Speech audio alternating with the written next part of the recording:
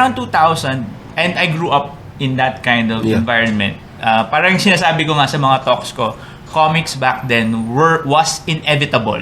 Kahit hindi ka mahilig sa comics, you'll see it. You'll see it, and you'll probably have to read it while waiting at some shop.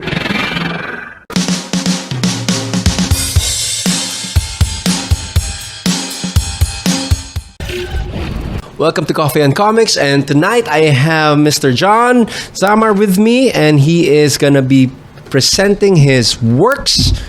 Hi, John. Hello. I remember this. Can we talk about this first? Because I have a copy of this. Okay. HUWAD. Okay. What is HUWAD all about? The elevator spiel for HUWAD is it's a paranormal comedy horror one-shot. Follows John de Masalanta, which is a paranormal expert and a con man. So it's illustrated by Sir Xavier. He does illustrations for different publishers here and abroad. I met him. I have his signature. So very distinct yung style. I love his style.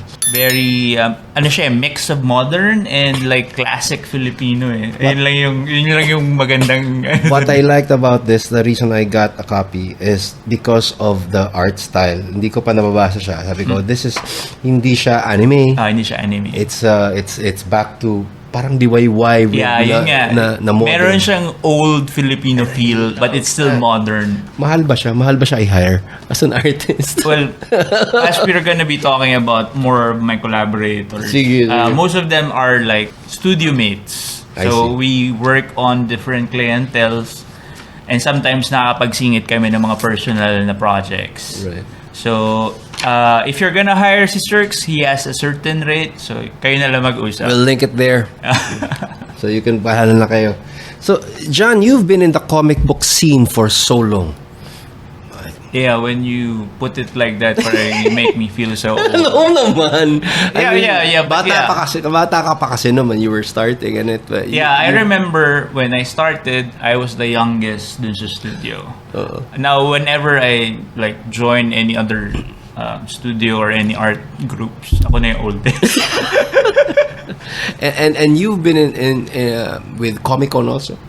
Yes. Okay. So a bit of start tayo nung sa career ko, which you said. I started my local comic book career when I joined a contest for a pop culture event, which was the Culture Crash Comics Convention, C3Con. This was in 2002. 2002 in Megatrade. SM Mega Mall.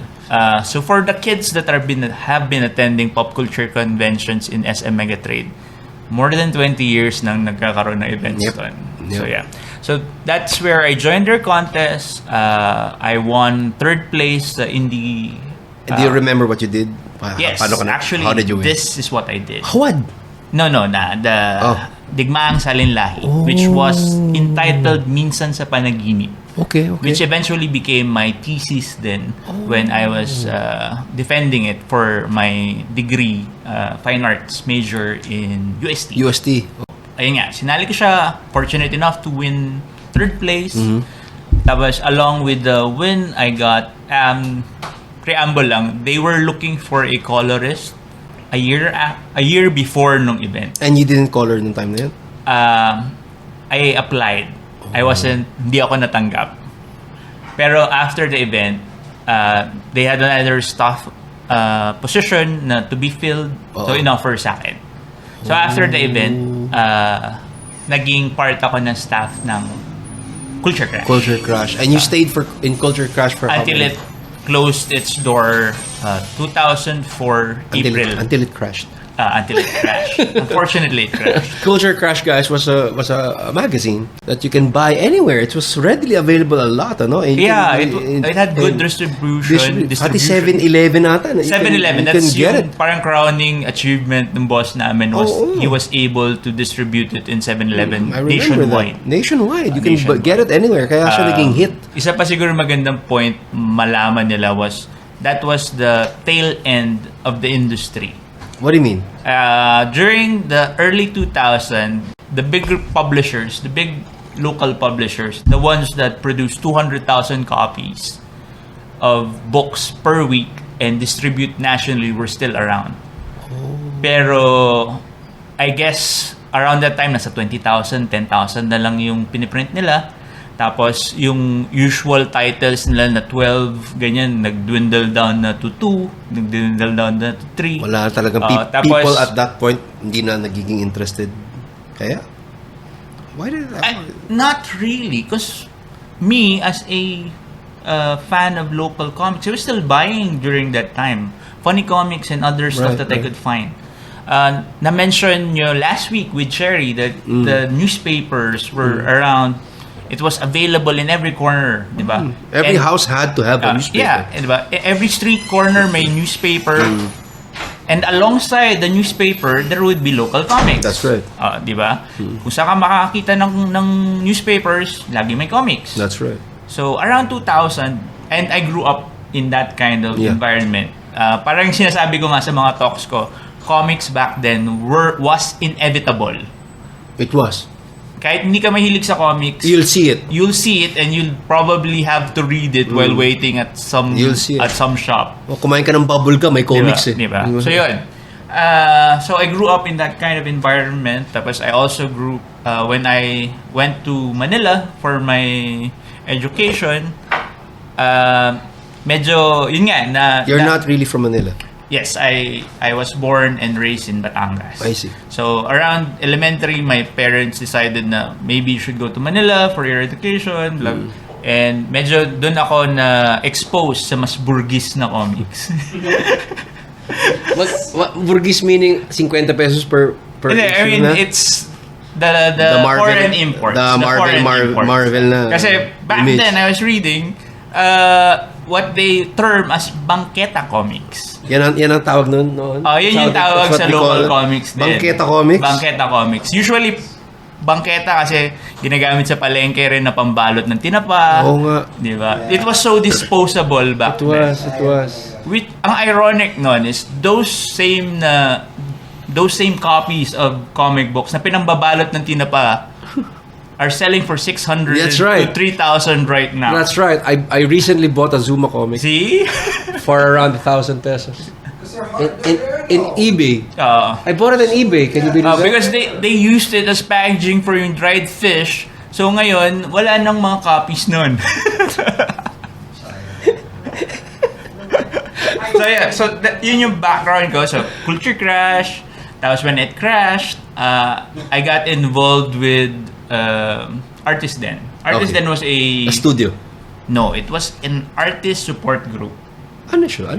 Parang club? Yeah, during... I'm an artist. Yeah, very... Parang AA? Nung time na yun, wala pang social media. So, what we had was mailing lists. Yeah. Mailing lists, message boards. Tapos, there are artists that are looking for friends. That's right. Friends, diba? Tapos, since sa C3Con, na-meet namin si Lyndon Gregorio, Ariel Atienza, and other artists. They had this like weekly meet-up para lang mag-usap about art stuff and so naging personal, parang naging club siya. Para siya naging club.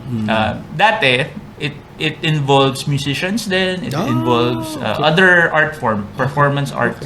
Pero yun nga, since most of us are comic book creators, we get invited to a lot of other pop culture events. This is after na ng Culture Crash and after C3Con. Right. After C3Con, there was like an explosion of pop culture events. Right. Mostly centered around anime cosplay. Yun ang malakas nun. Yeah, and then also ToyCon. ToyCon started around the same time. Right. 2003, 2004, around the same time. Yeah. So we get invited in those events. Inside ToyCon and inside those big events. Comics, as the comic section. Comics. So, and while they have comic sections dun sa events na yun, parang napansin namin na, may comics lagi, pero like, nagsisiksikan tayo sa 6 to 12 tables. Eventually, kaming 6, naging 12, naging 24, naging 42. And lahat yan nakilala mo because of that convention? Because of the convention circuit. I see. Tapos because of that, parang we decided na, we got invited to a student org event in UP. Student. This is UP AMI. Okay. They had an event sa UP. Sa Diliman to? Diliman, bahay na alumni.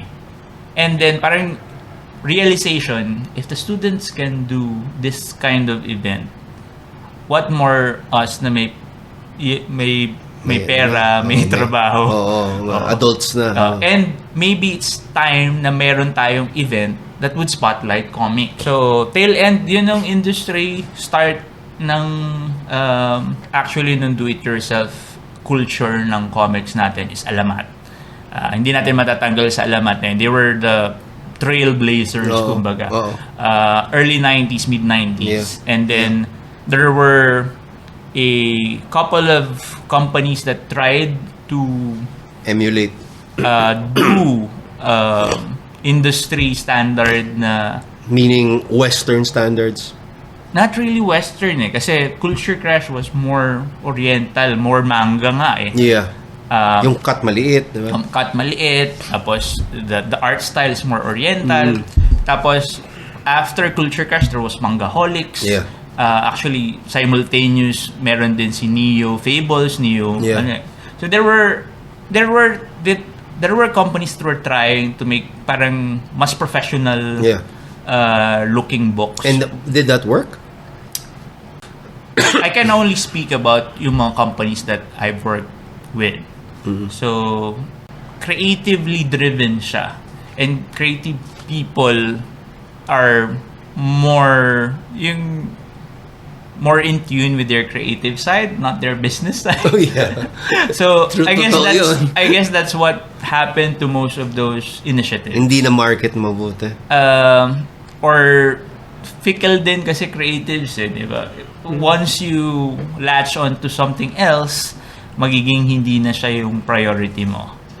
That's usually the case, no? And also, creatives are always strong opinion personalities. Yeah. Opinionated So, opinionated yan. Kahit hindi tama yung knowledge, hindi tama yung information. Right. Meron silang strong opinions about everything.